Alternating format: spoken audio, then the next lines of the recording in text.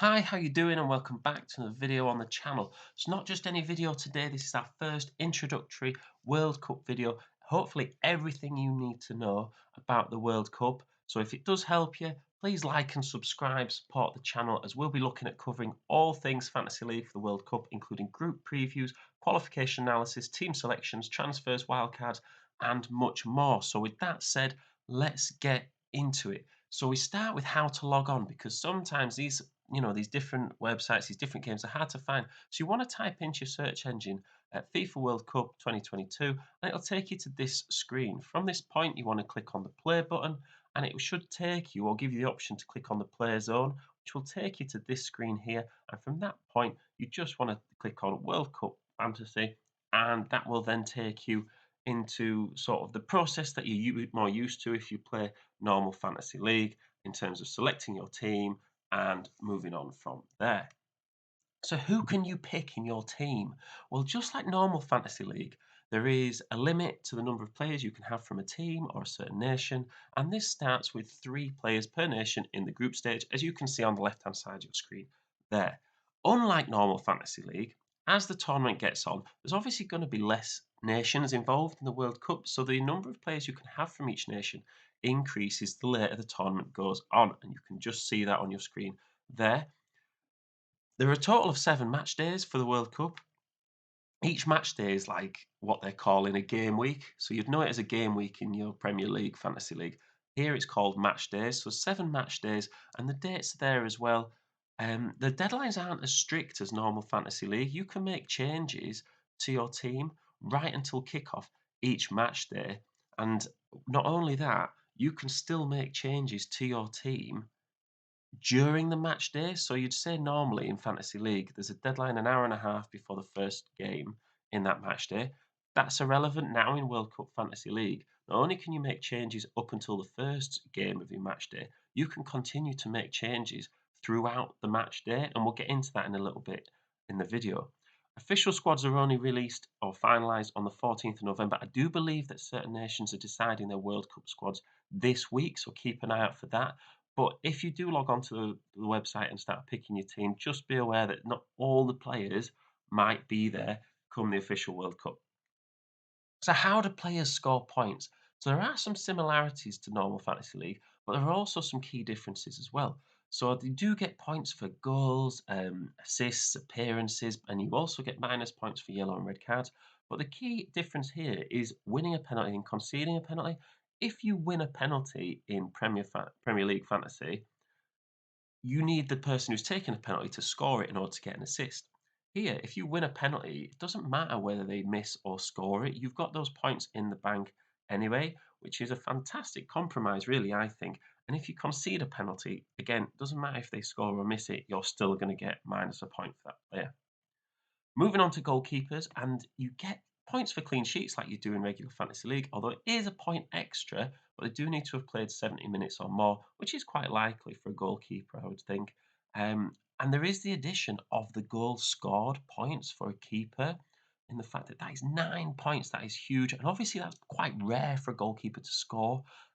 But you never know in World Cup. They do push players further forward, especially if you're in the knockout stage and you need, a goal later on. Goalkeepers will end up in the penalty box a lot more often, although I'm not saying it's more likely that they'll score a goal.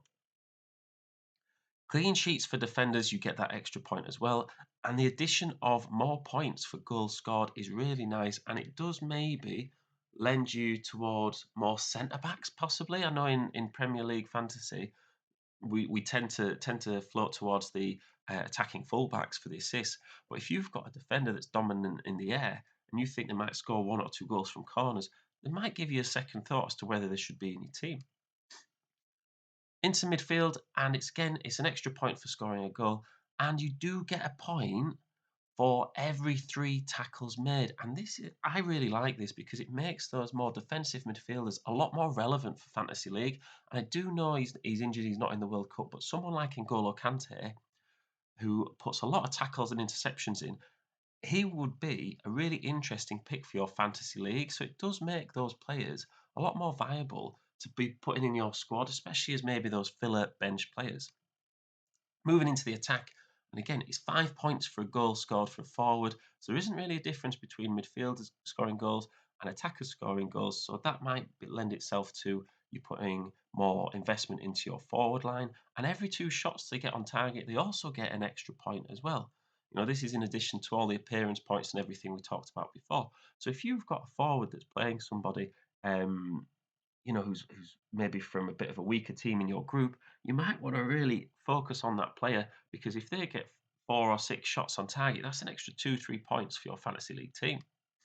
So moving on to the transfers, and just like regular fantasy league, up until the tournament, you can make unlimited transfers, which is obviously handy because the official squads aren't out yet. But after that first match day, you can only make 2 transfers for match day 2 and 3. If you want to make more, it's going to cost you 3 points. But to be honest, I don't really think you need to make extra transfers because of the chips that you have available to you. And at the round of 16, you can make unlimited transfers after that point as well. From the quarterfinals and semi-finals up to the final, just like when we talked about the maximum players per nation, there's less teams end up staying in the World Cup, so your number of transfers can increase. Moving on to the captains. Now, captains score you double points, but you can take risks with your captain. So, if your original captain didn't score very well, you can change it to someone else in your team as long as they haven't yet played in that match. So, obviously, the World Cup games for each match they are staggered; they don't all kick off at the same time. So, it would make sense to captain someone from a team playing in one of the first games of your match day. So, for instance, you might want to captain someone playing in Group A. If they score quite well, you might say, you know what, I'm happy with that captain score. I'm going to keep the captain's armband on him. I don't want to change it. If they're blank, they don't score or they don't play, you can say, well, hang on a minute, Harry Kane's playing tomorrow in Group B. I'll switch the captain to Harry Kane and hope for the best with him. If you do that, you can't then go back to your Group A captain, but you can move the captain's armband off Harry Kane again onto someone else, say in Group C, and you can keep doing that until you want to stick with the amount of points that your captain's got that you're happy with it. So it's a lot more flexible, but there is that risk of maybe somebody, you know, leaving their captain and changing it all the way till Group H, and then Group H player not scoring very well, and then you're stuck with it. But that's the same risk as what you'd be having anyway on a normal captain. You can also sub a player out from your starting 11 if they've already played, as long as it's for someone on your bench who hasn't yet played. So it makes sense, regardless of price, to put players who are playing later in the game week on your bench, even if they're more expensive, because you can keep swapping your starting 11 and your bench throughout the match day. But if your players who are on your bench have already played, you can't then bring them in. So it's important to stagger it in terms of lining that up with which teams are playing and when. So boosters and chips. So the wildcard booster. This is what you'd call chips in normal fantasy league. They call boosters in World Cup fantasy league, and you still have a wildcard booster to be used. You can, make unlimited transfers with this. My advice would be to use this sometime in the group stage, because you can have unlimited transfers from the round of 16, and then from that point, there's a lot more transfers available. So that's what I was talking about earlier, the fact that you only get 2 transfers for match day 2 and 3. But really, if you're using one of those match days for your wildcard anyway, you don't need to spend points on transfers. 12th man. So this is a really interesting one. It will allow you to select one additional player in a match day. So this player can't be substituted, captained, or transferred, but it can be anyone. So your team or budget restrictions don't count for this player. So say you've got 3 players in from France, and you're really stuck for a budget. You couldn't afford Mbappe for one game week. You could get Mbappe in your team as an extra player, which is a really cool chip, if you ask me. And then last one you've also got is Power Captain. So this automatically captains the player who has scored the most points on a given match day. So if you're like me in normal fantasy league, you quite often don't captain the player who scores the most. And whilst we have more flexibility with our captains in World Cup, it's still a nice chip to have because you don't have to worry about swapping transfers, transferring your captain over. It will literally just captain the player who scores your most points, even if that player is a real surprise. So that's about it, guys. Any questions, let me know. Please like and subscribe the video. Hopefully it's explained it quite simply and given it in a nutshell. But if if you like and subscribe, it will get the video out there to people that are thinking of joining, but don't really have the time to do a lot of research themselves. And remember, we're going to do lots of content throughout the World Cup, hopefully starting this week as we preview certain groups going forwards. So thank you very much for listening, and I will see you in the next one.